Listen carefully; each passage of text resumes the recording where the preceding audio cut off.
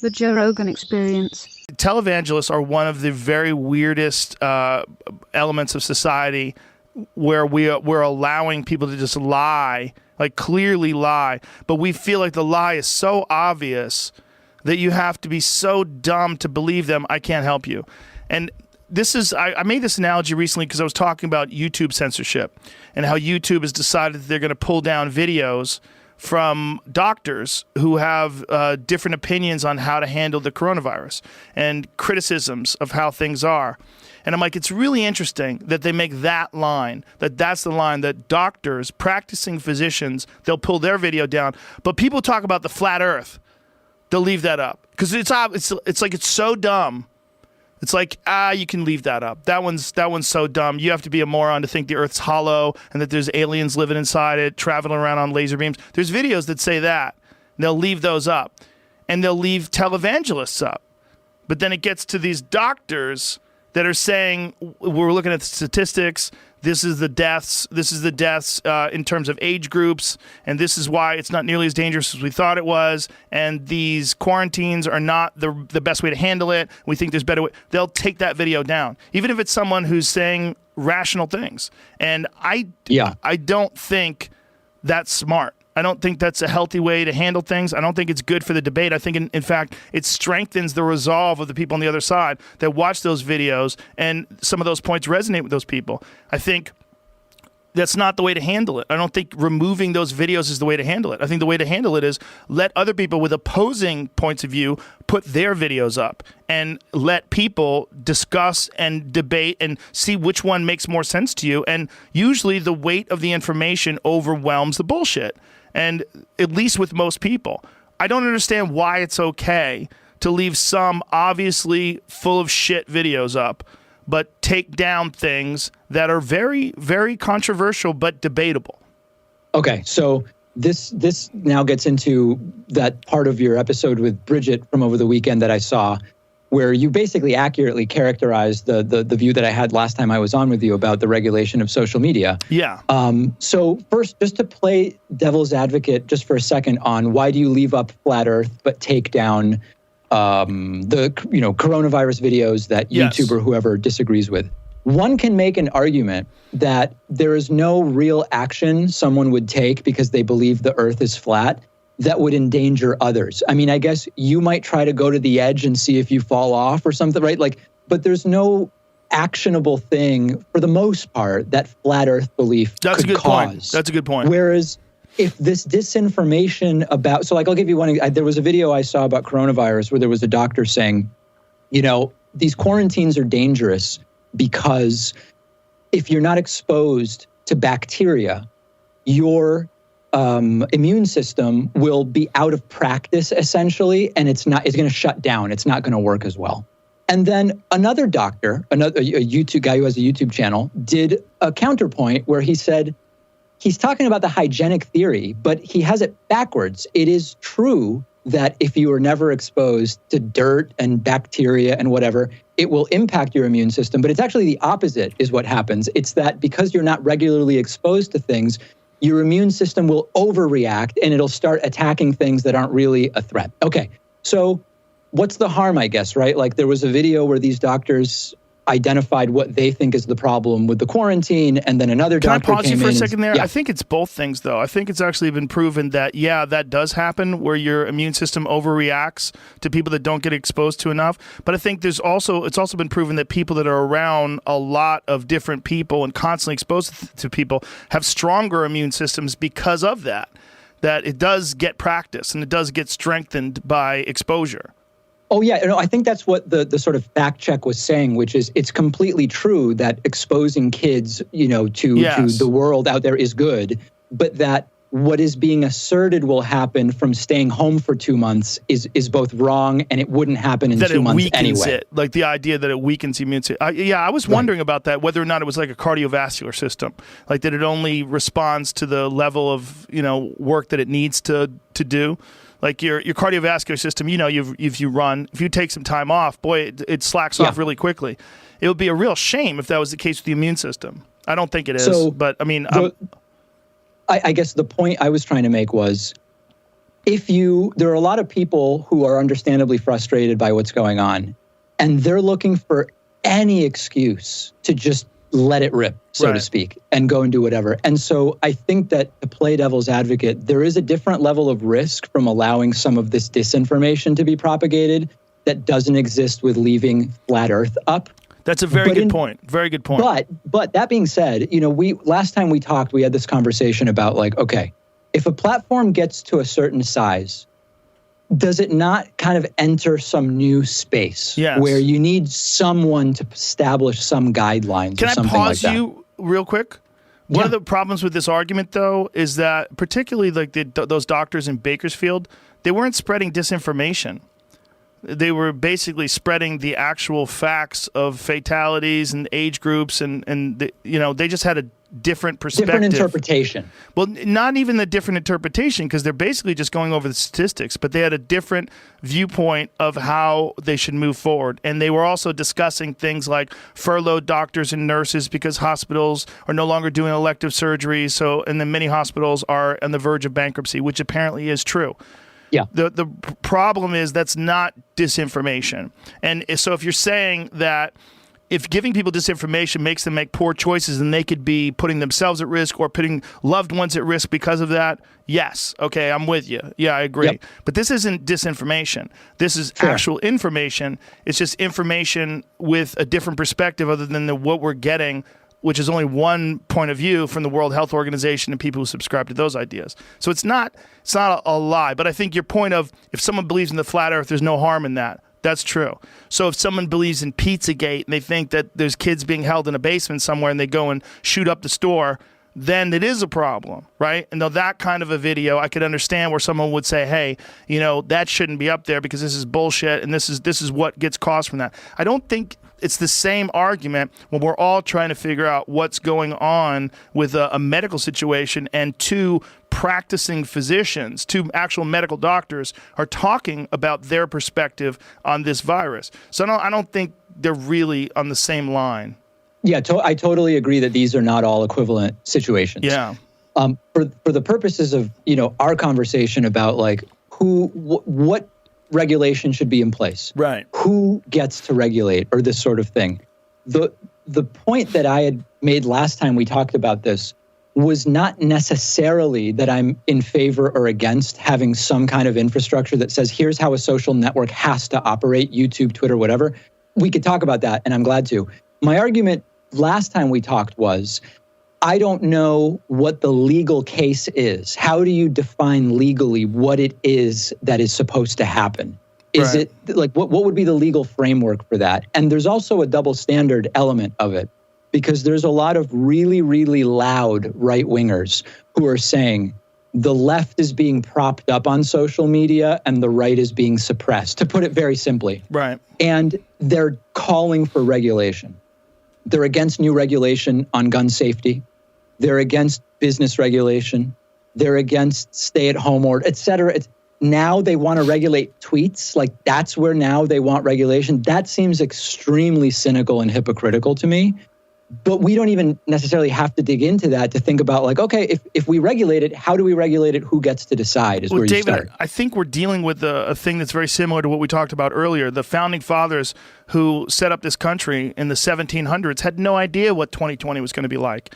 And I think when you're talking about freedom of speech, it's like, do you still have freedom of speech if you could just talk and you can't tweet? Well, I guess you do, right? Do you still have freedom to get the word out? Well, you do, but you don't have freedom like you or I do, where you could tweet or you could make a YouTube video. And who gets to have that? And is that an essential service? Is that a thing like the post office or a thing like the electricity and the utilities? Is it an essential thing? I think one could make the argument that in 2020, it's used by so many people to convey so much information, and it's so significant that I believe it is an essential thing. And I think that just banning someone because you don't like what they say or you don't like how they say it, I don't think that's a solution, nor do I think there's a clear solution. Because I think that if you have someone who is hateful and is doxing people and insulting people and stalking people online and saying horrible things, That's not good either, right? There's laws about that in person. You can't harass people in person. Why can you harass people online? Why can you put up your address and have a bunch of people send terrible things to your house? Well, why is that okay? Well, it shouldn't be okay either. We need to figure out what's okay and what's not okay. And I think one of the problems with isolating, like if I think tech people and people that, whether it's Google or Apple, and you've made a really good argument that they may appear left socially, but they absolutely operate right when it comes to finance, when it comes to their business. And I think that is true. But I think that when you're dealing with the ability to discuss things, and you might say that your perspective is the one that you want to hear because you're a left-wing person and these are your beliefs, but you're isolating the whole other team from being a part of that conversation.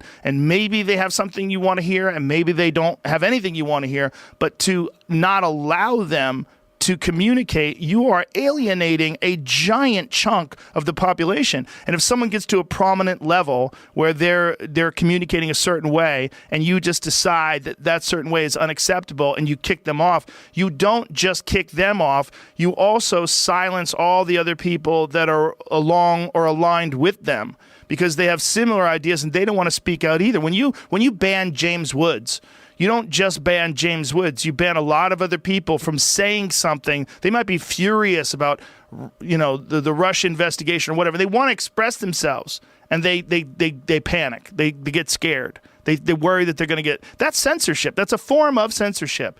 And I think these companies, I don't blame them because I don't think they had any idea what they were going to become. And I think they're all adjusting along the way. I think when Twitter first came out, do you remember that? Like you would write at David Pakman is going to the movies. You would at Joe Rogan just had a great pizza. That's what you did. I mean, it wasn't this thing where you got to express yourself in 240 whatever characters. And we're in a different world now. And I think this different world needs some different examination about what the ability to communicate online is. And this is an important point because Alex Jones made some crazy video after our conversation that I had with him yesterday where he was saying that I'm going to war against censorship and a war against YouTube. I'm not doing any of those things. I made this deal with Spotify. Vis-a-vis the Spotify thing. Yeah, Okay. I made the deal with Spotify because it's a great company and it's a great deal. And I'm excited to be in a partnership with a company as opposed to like a company that I just put my stuff up on their platform, whether it's Apple or YouTube. I don't like that YouTube censors things. I don't like that they do that like with those doctors in Bakersfield. But I'm not at war with them. I'm not at war with anybody. And I'm not. Okay. I don't envy them their position. I don't think it's smart to censor practicing doctors when they have differing opinions. I think we need to find out who's right. And I think the way you find out who's right is you get people who are experts and they disagree. There's Nobel laureates out there, and I've watched several videos that are talking about this lockdown and that it's not a good idea. There's people that believe in herd mentality versus immunizations or vaccines, and I don't know who's right. And I would like them to all be able to discuss it equally and openly. That said, I don't envy Twitter. I don't envy YouTube. I don't envy any of these people. The idea of trying to manage this in real time while it explodes and takes over the way human beings communicate over a period of a decade, just like that, that's so instantaneous. And mistakes have been made. And in my opinion, when it comes to the way things are censored and the way these mistakes, particularly on Twitter, far favor the left. And they're not balanced. Like this, some horrible things that people on the left say about people on the right, and it's nothing. It just gets washed away. But when the people do it who are on the right about people on the left, they get banned. It's not fair. And when things aren't fair, one side has a better argument that they're being censored and that there's some sort of a conspiracy. And it divides people even more. It strengthens the hate. Instead of like, I think most people, the vast majority, 70, 80%, are reasonable people that you could have a conversation with if you were in front of them one-on-one. When they don't feel like they're a part of the conversation, or when they speak their side and their stuff gets deleted or removed or put into some shadow ban category, it's fucking infuriating for people. And it's not good for all of us as a community. And I think that is the burden that these places like YouTube or Twitter They have to shoulder this burden, and I don't know how to do it. I don't know. I mean, Republicans have one perspective. There's many people like yourself that have the perspective like, listen, it's their company. Should not they be able to make their own rules? I think they're too big.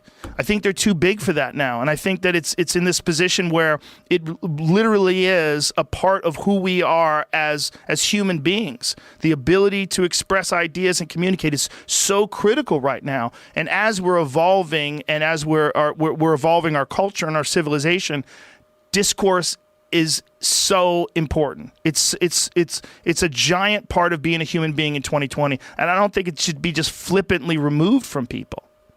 So my personal view is very similar to yours in terms of, short of like illegal content and really very specific things. My instinct is leave it up and let the sort of let people evaluate it. Let people publish counterpoints. That's my personal view. Now, the conservative view on this is, if this cake baker doesn't want to bake a cake because of who you want to marry, you don't do anything to the baker. You just go and, the market will, if there's a demand for those types of cakes, for those types of weddings, bakers will enter the market and that's it.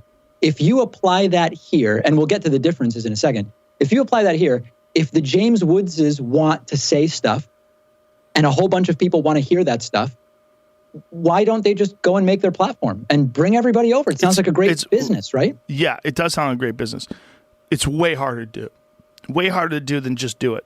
I mean, to say, why don't you make another Twitter? Well, there would be 1,000 Twitters. It's obviously very difficult. No one's ever been able to do it. It's not something that's, you're talking about something that takes an enormous amount of resources. It's not that. Yes. It's not that simple. It's not that simple. But everybody already does. Though. But everybody already does use Twitter. So I think the question really is, does Twitter have a responsibility for fair and even treatment? And I'm sure you've seen some of those James O'Keefe, Project Veritas videos where they have secret cameras filming executives talking about how to censor conservative people. I've seen a little bit of it. What I do remember is from the Planned Parenthood era, where what they published was pretty dramatically dishonest from what I recall. But I've not seen the one you're referring to specifically. That was a long time ago, was it? How long ago was that? The Planned Parenthood stuff? Was it 5 years? Oh, are you talking about the Acorn stuff? The stuff where they brought in a pimp to try to get money for opening up a brothel?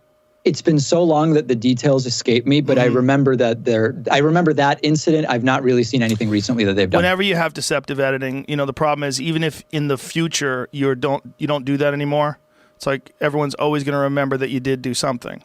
Yes. You did do something that wasn't straightforward, cut and dry, no emotion journalism. Just here are the facts. Planned Parenthood awarded $2 million in lawsuit over secret videos. Interesting. That's not good. Yeah. That's my big memory when you mentioned that organization. But so I think that, let's say we agree about something needs to be done. Once you're at a certain level, you enter a new category and some kind of regulation has to be done.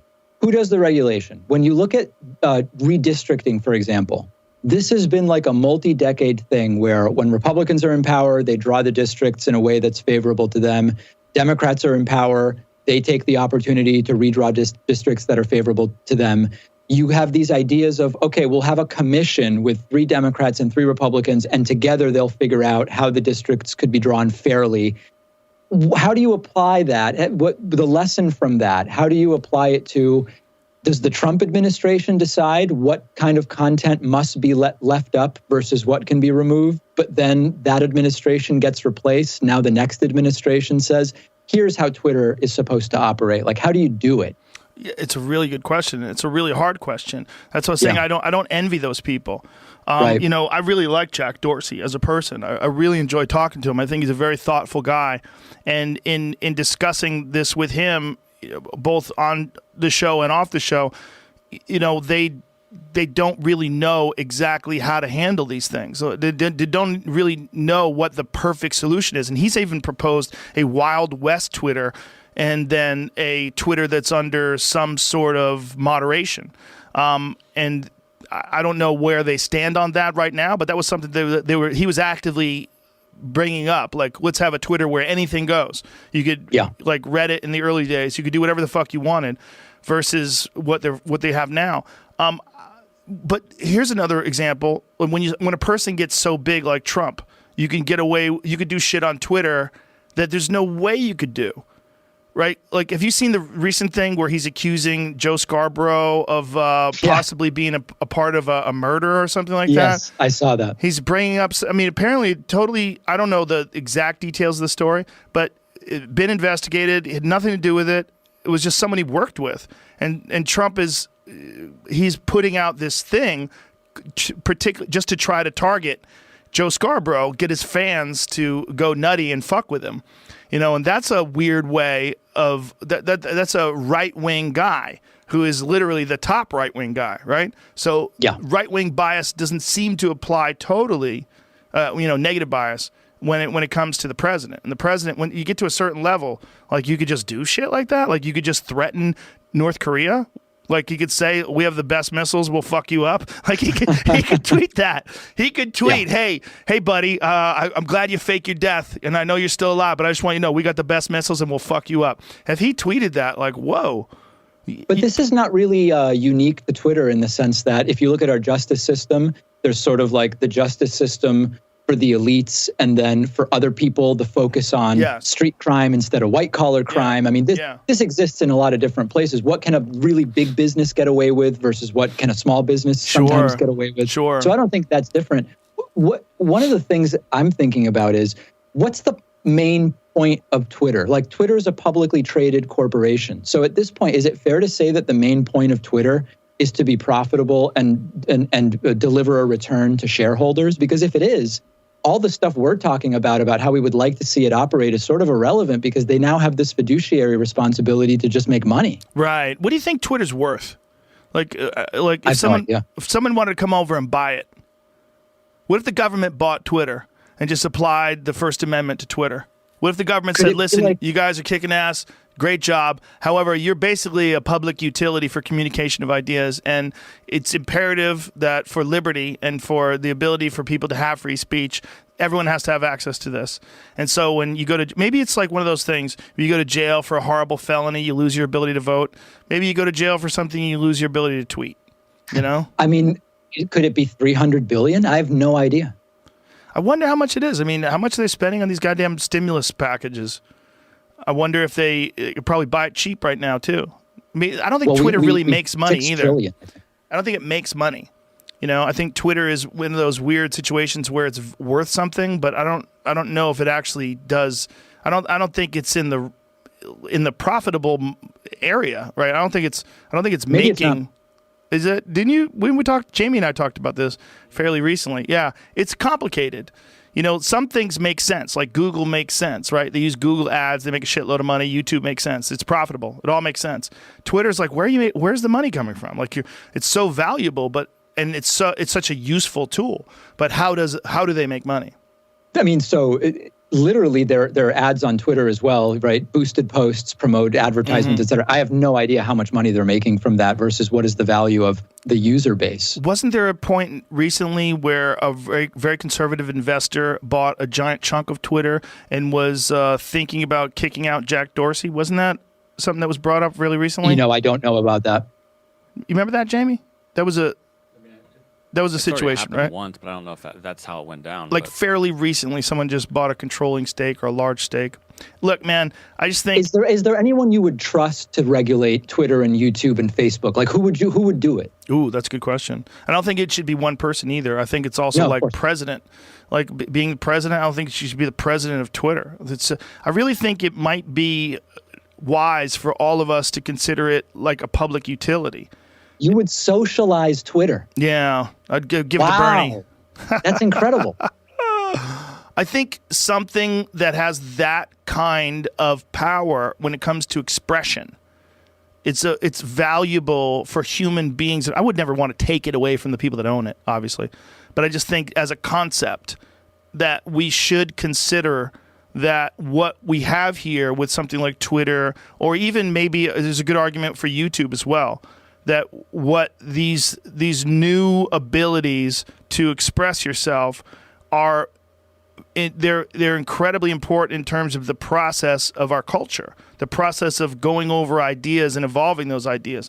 There's no better way to do that than open communication. There's no better open communication than Twitter and YouTube.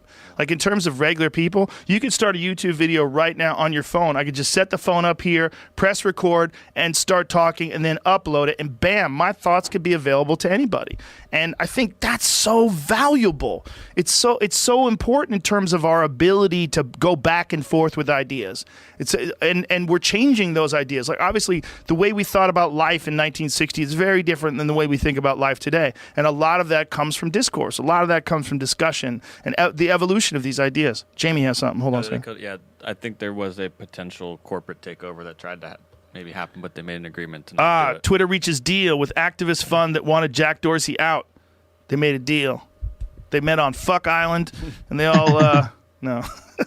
Well, listen, I mean, I couldn't agree more strongly with you about the importance of these platforms. My entire business is built on them. I mean, I'd have no business if it weren't for these platforms. I think the difficulties are what are the standards that are applied? And I also I don't want to sound like one of these free market right wingers, but what's the legal base? You would have to first establish a legal basis. You would have to establish law that says once you have this number of users or this number of page views or whatever, you now are bound by this new set of laws, and that is complex to say the least. It's very complex. It's very complex, and I have no idea how one would even begin, and how long the process of figuring out what the rules should be, how long it would take before we all agreed on that. But and I think that would be another great argument for the ability to express yourself, because in forming these laws, we would want to hear all perspectives from people that have been harmed by social media and and Twitter mobs and shit like that, and what should be done about that. And the same thing could be said about YouTube as well. I think, but one thing that no one can deny is how significant these tools are. Whether it's Twitter or YouTube or any new one that comes out, whether it's TikTok or whatever, they're really powerful. There's something to them that's unprecedented in the history of humanity. And we can't just apply the old rules to them. It just doesn't make sense. I don't think it's good for us. When I have talked to conservative people about this, if you're not accustomed to it, if you're not accustomed to feeling like you're censored and you're angry, you don't know what it's like until you're around these people. And then you see their frustration and their anger and their fury at Twitter for doing that and for censoring voices that are similar to their perspectives, instead of just letting the process take place like it's always has been. It's just in a different form, the process of being able to talk through ideas. One of the risks of this is that once you assert a right to a platform, to exist on a platform that supersedes Twitter or YouTube's ability to say, for whatever reason, because they're a company that can have terms and conditions, and they say, we just don't want this. If YouTube was determined that they don't want gardening content on YouTube, I can't think of a legal reason why they can't say no gardening content. I mean, as long as they're not, by virtue of banning gardening content, banning people on the basis of membership in some protected class or something like that, right? Like if all gardeners were of a certain race, right, you could make the case that by proxy, by banning gardening content, they're banning people of a certain race.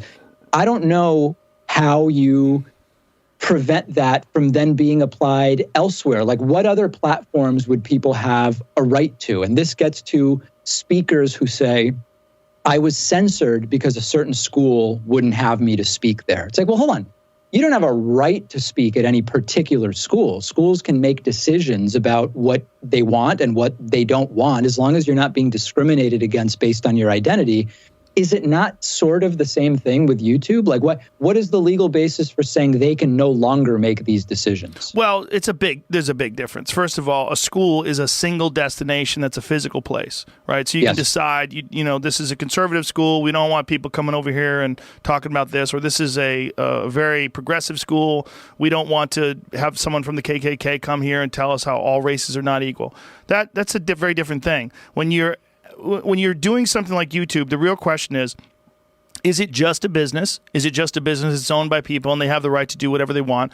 Or is at least, you're on YouTube, you're called a partner, right? They refer to you as a partner. David Pakman is a YouTube partner, right? Yeah. But you know, and in some ways you are, right? Because you put out a lot of content. You're huge. You put out a lot of content, and that content is an integral part of, like, look, they have a progressive news sort of empire. Really, when you really stop and look about and homemade shows like yours, you know, like there's many of them that you could watch. Kyle Kalinske and Jimmy Dore and all these folks are doing these shows basically from scratch, right? There's no large production company behind it or any of the things that. So they've got this whole empire. You're a part of it. You're a part of this whole news empire, and there's many categories. But what they are is not as simple as just a business. They are a business, but what they all are as well, with, you know, all the executives, all the people that YouTube as an entity is one of the most powerful tools for expression the world has ever known. So if you have this incredibly powerful tool for expression, at what point in time, or when are you able to deny people the use of that thing, and why?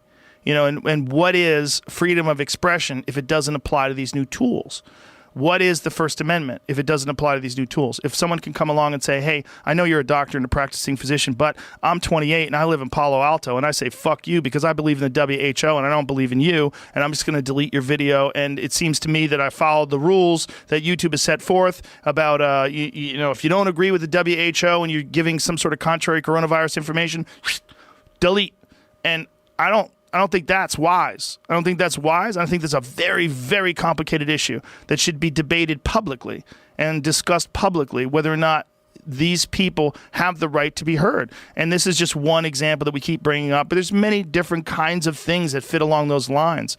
You know, when you just want to ban all conspiracy theories, air quotes, the problem with conspiracy theories is, first of all, the word as a pejorative was created to try to steer people away from the Kennedy assassination, which is like one of the greatest conspiracies of all time. Some people did that. Whether it was Lee Harvey Oswald by himself, I highly doubt it. I think there's probably other people involved. I think it was a conspiracy. So calling that a conspiracy. I don't know enough about this. I know too much about it. I know too much about it. We could spend the rest of the day discussing that. Let's not. But my point is, you mentioned the First Amendment, though. I don't think the First Amendment is in play here because you're not talking about the government when you talk about YouTube. Well, I think we should revise the First Amendment. This is what I'm saying. I think freedom of expression used to be I can't infringe upon your right to express yourself. But that was like yelling on a fucking Apple box. You know, like what you did when that was created, other than writing something in print or yelling something in a public square, there weren't a lot of ways to express yourself. Now, the most powerful way the world has ever known has come along to express yourself, and that's social media. That's YouTube and Twitter. And what are those things, and how much of a responsibility do the people who own those things have to adhere to the fundamental ideas that got us to this republic in the first place? And I think there's a real good argument that they're more powerful than simply just a company, that they have this amazing ability to get information out, and that this is, I mean, it should certainly be profitable. I don't deny them their profitability. I mean, they've made an amazing thing. They've created something that we all benefit from. They should make a shitload of money. But I think we should really be careful about who gets to use this and who doesn't get to use this. Just because someone says something that you disagree with that get other people to also agree with them doesn't mean they should be shut down.